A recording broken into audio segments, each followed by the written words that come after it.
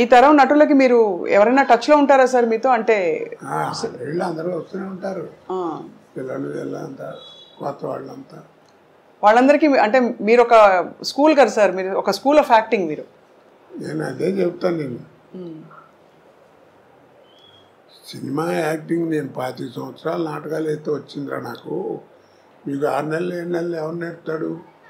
ఏదో అక్కడ చేరండి క్లాస్, ఇక్కడ చేరండి 2 లక్షలు ఖర్చు పెట్టాను. అవన్నీ కబుర్లు. ప్రాక్టికల్గా తెలియాలి, అనుభవం ఉండాలి, నీకు నువ్వుగా ఉండాలి.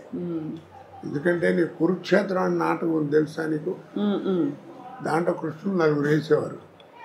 ఒకటి పర్సనాలిటీకి ఒకటి సంబంధం ఉండదు. ఒకటో కృష్ణుడు రెండో కృష్ణుడు వేసేవారు. వాడి గాత్రం వేరు, వీడి గాత్రం వేరు, ఆర్మరీ పెట్టి వేరు, వాడి ఆర్మరీ పెట్టి వేరు. కానీ 4కి 1 సూర్ కొట్టేవారు ప్రతిపద్యానికి. ఎందుకని? దాని అర్థం ఏంటి? You must arrest the auditorium with your performance. కానీ ఇప్పుడు అంతా హీరో సెంట్రికే కదా సార్ సినిమా ఇండస్ట్రీ. ఇప్పుడు సినిమా తీయడమే కథానాయకుడి చుట్టూ అల్లే కథలు ఎక్కువగా. నేను చెప్పాను కదా, కాలం మారిపోయింది. అది సార్ ఇప్పుడు మాయాబజార్ 100 డేస్ ఫంక్షన్ బజార్లో దుర్గా కళామందిరంలో చేశారు నా చింతనాలు.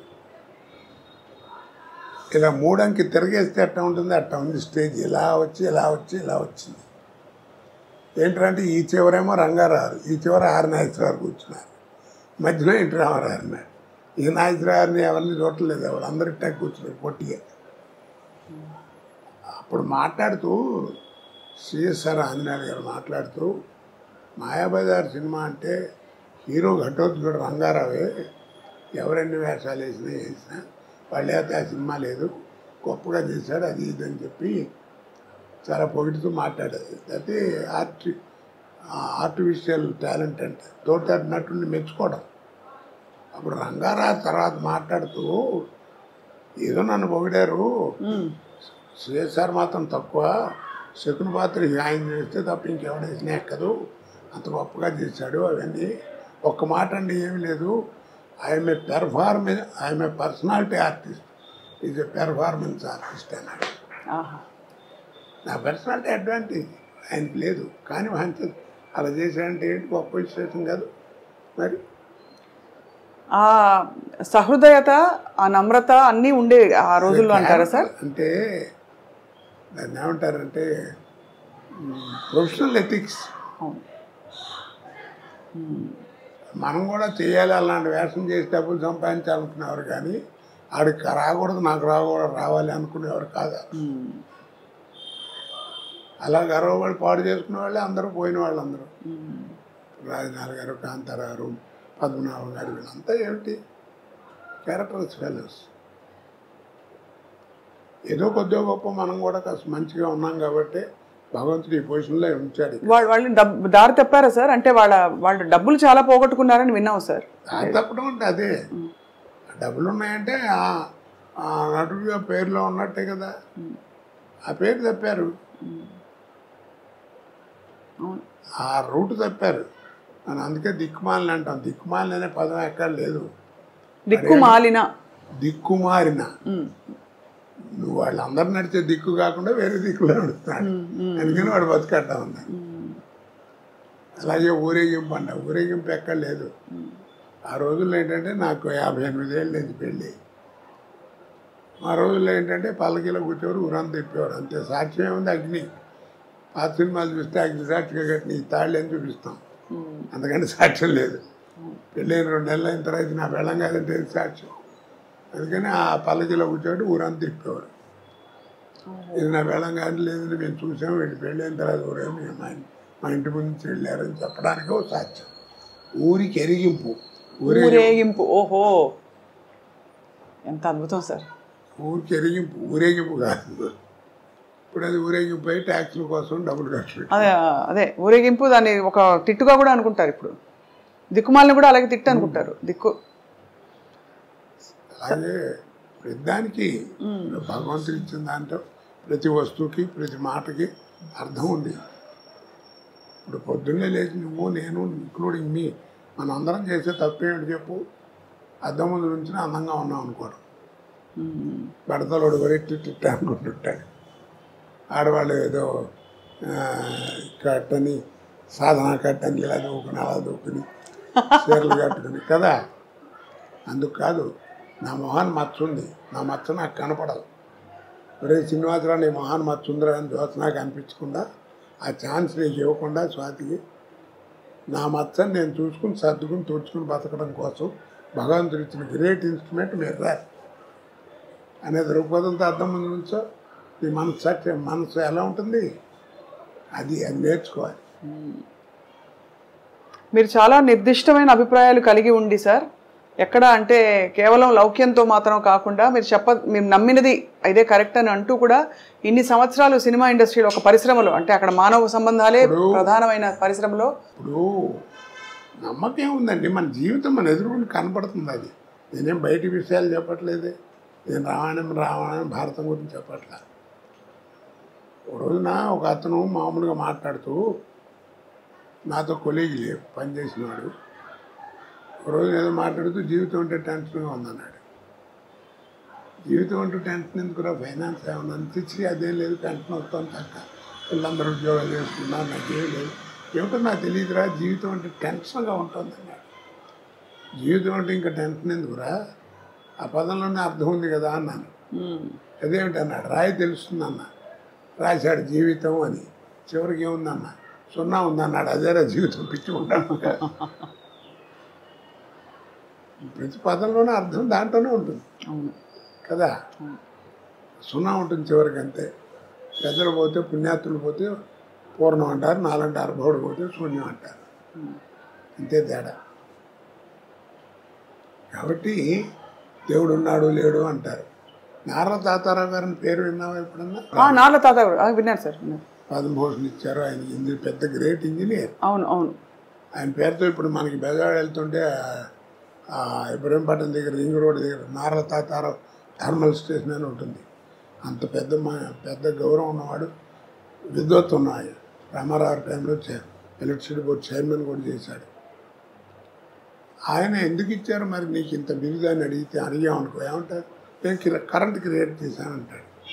కరెంట్ క్రియేట్ చేశాను, కరెంట్ లేకపోతే ప్రపంచం లేదు ఇవాళ, తెలుసు కదా నీకు. అవును.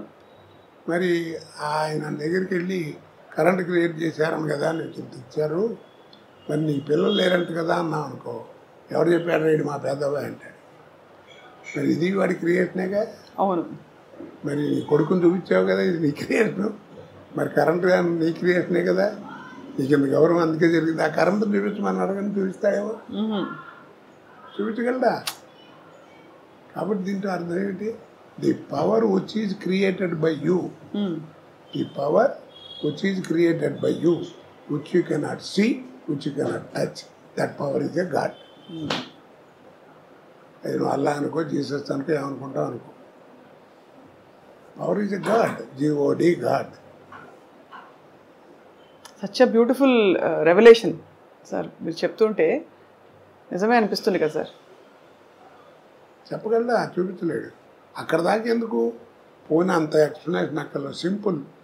Without X there is no mathematics. అవునా? ఎక్స్ లేదే మ్యాథమెటిక్స్ లేదు. అవును. వాట్ ఈజ్ ఎక్స్ చెప్పండి, వాట్ ఈజ్ ఎక్స్? మనం ఏరిస్తే అదే. ఎక్స్ బదులు వై పెట్టు, వాట్ ఈజ్ వై? నువ్వే క్రియేట్ చేసావు దాని గురించి చెప్పలేవు. The power which is created by you, which you cannot see and touch, that power is a god. వాడే భగవంతుడు. అందుకే రూపాలను ఊహించుకు పెట్టుకోవడం తప్ప మనం ఎవరు చూడలేదు. ఈ డిస్కట్లు ఊరికే 8 నిమిషాలు ఉంటాయి, 7 గడ్డాలు ఉంటాయా, ఇవన్నీ పిచ్చి మాటలు. ఎవరి తత్వం వాడిది, నా నమ్మకం అది. నేను దేవుడి ధ్యానం చేసుకునేటప్పుడు నేను జయమాలితో జ్యోతిలక్ష్మితో బోలు సినిమాలు చేశాను. నాకు వాళ్ళు జ్ఞాపకం రాకుండా మనసులోకి, అందుకని ఏదో ఒక విగ్రహం పెట్టుకుని దేవుడు అనుకుని కాన్సన్ట్రేషన్ కోసం పెట్టుకుంటున్నాను. అంతేగాని నాకు నేను చూశాను వాళ్ళతో తిరిగాను కాదు దేవుడితో. ఎట్ట మర్చిపోతాం? నేను ఇండస్ట్రీకి వెళ్ళినప్పుడు కొత్తలో ఆయన శత్రు డైరెక్టర్ సత్యమూర్తి గారు, ఆయన డైరెక్టర్, ఒక సారాగొట్ట ఆపరేటర్ వేషం నాది. అది ఓపెనింగ్కి డ్యాన్స్ గురించి పాట పెట్టాడు. నాకు తెలీదు ఇవాళ పాట ఉందా, నువ్వు కాసేపు నైట్ పని చేయాలని చెప్పాడు. సర్లే అనుకుని వెళ్ళాం. వెళ్తే ఏదో మ్యూజిక్ వేసారు, అయిపోయింది. కోట రాని వాళ్ళిద్దరు వస్తారు, డాన్సులు రాగానే ఇట్లా లేవాలి అని అన్నాడు. సరే అని ఇట్లా లేద్దామని రెడీగా రిహార్సల్ చేసి కూర్చున్నాను. తక్కువని యాక్టప్పుడు జ్యోతిలక్ష్మి జయమాలి ఇద్దరు వచ్చారు. ఎదురు వచ్చి నా తోళ్ళ మీద కూర్చున్నారు. నాకు ఎట్లా ఉంటుంది, సినిమాలు ఎక్కడ చూసాను, అంతే కదా, 10 టేకులు తీసుకున్నా. ఏందంటాడు. అప్పుడు జ్యోతిలక్ష్మి గారు అంది, మీరున్నాను నేను చెబుతాను, ఏమండి నీకు ఆశ్చర్యం వేస్తున్నావునా? అవునమ్మా, నాకు అసలు ఆశ్చర్యం మీతో నేను కళ్ళ కూడా అనుకోలేదంటే అది అంతేనండి అందరూ అనుకుంటారు. పర్లేదు, ఏం పర్లేదు అని కాసేపు సరదా మాట్లాడి అంటే మేము మళ్ళీ టేక్ అయిపోయింది. తర్వాత 10 సినిమాలు చేసిన ఇద్దరం కలిసి.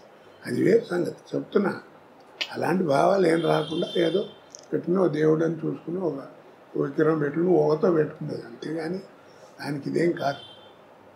అందుకే అంటారు పెద్దలు ఏమని చెప్పాడు, మనసు ఫ్రెష్గా ఉండాలి, అంతేగాని స్నానం చేసేవా లేదా, అది చేసేవా లేదా, ఇవన్నీ కాదు, మనసు ఫ్రెష్. శంకరాచార్యులు వారు చెప్పాడు, మనకి బంధువులు లేరన్నాడు. అర్థమైందా? బంధువులు లేరు. మీ నాన్న నీవు ఇంత పైకి రావడానికి ఎంత కష్టపడి చేశాడు, వాడు చేసి వెళ్ళిపోతాడు, చేతులు కడుక్కుని వెళ్ళిపోతాడు. నీ పిల్లలు నువ్వు చేస్తావు, నువ్వు వెళ్ళిపోతావు. ఇట్స్ వ్యాపారం. కాబట్టి మనకి ఇదేం లేస్తాను. మరి ఎవరు బంధువులు ఉన్నారన్నాడు. మరి ఎవరు వాళ్ళు, కానీ వాటికి రూపం లేదన్నాడు. ఆ బంధువులకి ఆకారం లేదు, కానీ బంధువులు ఉన్నారు మనకి. ఎవరు వాళ్ళు? సత్యం మాత. సత్యం అనేది నీ తల్లి, పితా జ్ఞానం, నీ జ్ఞానం అనేది తండ్రి. సత్యం మాత, పితా జ్ఞానం. ధర్మో భ్రాత, నీ ధర్మగుణం నీ సోదరుడు, తోడబుట్టినవాడు. దయాసఖ, నీ దయాగుణం నీ స్నేహితుడు. శాంతి పత్ని, నీ శాంతి గుణం అనేది నీ భార్య. క్షమాపుత్ర, క్షమాగుణం అనేది నీ పుత్రుడు. షడైతే మా బాంధవ, యారేరా నీ బంధువులు అన్నాడు. సత్యం మాత, పితా జ్ఞానం, ధర్మం భ్రాత, దయాసఖ, శాంతి పత్ని, క్షమాపుత్ర. యారురా నీ బంధువులు. అందుకని గుండె మీద చేసి చెప్పు అంటాం మనం పెద్దవాళ్ళు. రాత్రులు పడుకున్నప్పుడు మనిషి బాగుపడాలంటే ఏమి చేయక్కర్లేదు, అలా పడుకుని గుండె మీద చేసుకుని ఇవాళ ఈ ఆరుగురితో ఎలా ఉన్నాను నేను అని ఆలోచించుకో, చాలు నువ్వే బాగుపడతావు. ఎలా ఉన్నాను, మంచిగా ఉన్నాను, చెడ్డగా ఉన్నాను, ఏంటో నాకు నీకే తెలుసు. ఇక్కడ నీ క్వశ్చన్ ఆయన చెప్పాడు, సమాధానం కూడా ఆయన చెప్పేశారు. అవును, అది జీవితం. కాచి వడబోస్తారు సార్ జీవితాన్ని మీరు అద్భుతంగా. వ్యక్తిగతంగా అలాగే మీరు అన్ని రసాలు చూశారు. విషాదం చూశారు, సంతోషం చూశారు, విజయం చూశారు. మరి నేను పడ్డ బాధలు ఎవరన్నా పడ్డారు, నీకు తెలుసు కదా అన్ని. అవును సార్. మరి నా కీర్తి ప్రదేశాలు అంత గొప్పగా ఇచ్చాడు, బాధలాడ ఇచ్చాడు. నా అదృష్టం ఏంటంటే ఈ రెండింటిని తట్టుకునే గుండె ఇచ్చాడు. వాటిస్తే తాగిపోతే ఎప్పుడో నాశనం అయిపోయాడు. మంచి జీవితాన్ని ఇచ్చాడు. ఎంత మంచి జీవితం చూడు, ఎట్టక్కల చెయ్యి. ఇంకా ఏదో ఎవరినో వస్తే రూపాయి సాయం చేసే పరిస్థితి ఉంటాను. అలాంటి జీవితం ఎంత